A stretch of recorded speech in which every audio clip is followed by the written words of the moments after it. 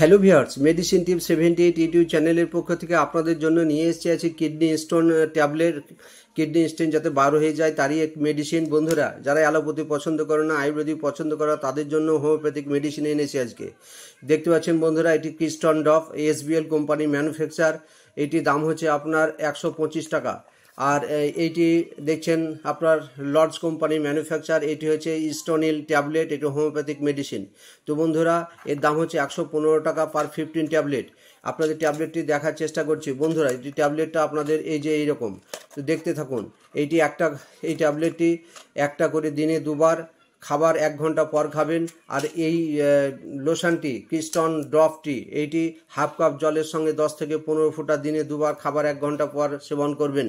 তবে দুটি ট্যাবলেট একসঙ্গে, দুটি লোশন বাই ট্যাবলেট একসঙ্গে সেবন করবেন না, 1 ঘন্টা ছাড়াছাড়ি সেবন করবেন। তার সঙ্গে আপনারা বেশি করে জল খাবেন, কারণ জল বেশি না করলে স্টোন বার করা অসম্ভব। জলের বেশি করে খেতে হবে এবং কিডনির যেন প্রস্রাবের স্রোত থাকে, অর্থাৎ প্রস্রাবের যেন চাপ থাকে। সেক্ষেত্রে আপনাদের এই ট্যাবলেটটি সেবন করলে বা এই ড্রপটি সেবন করলে আপনাদের কিডনি স্টোন বার হয়ে যাবে। তবে 8 থেকে 10 ml যদি বেশি হয়ে যায় বা 8 ml যদি হয়ে যায়, তাহলে কিন্তু বন্ধুরা এটি সার্জারি ব্যাপার, ইউরো সার্জনকে দেখাতে হবে এবং পরামর্শ নিতে হবে। তো বন্ধুরা, যাদের 8-এর নিচে স্টোন আছে তারা এই ট্যাবলেট বা এই লোশনটি সেবন করলে আপনাদের কিডনি স্টোন বেড়ে যাবে। তো বন্ধুরা, আজকে এই পর্যন্ত। ভিডিওটি ভালো লাগলে লাইক, শেয়ার, সাবস্ক্রাইব করে দেবেন। ধন্যবাদ, ভালো থাকবেন।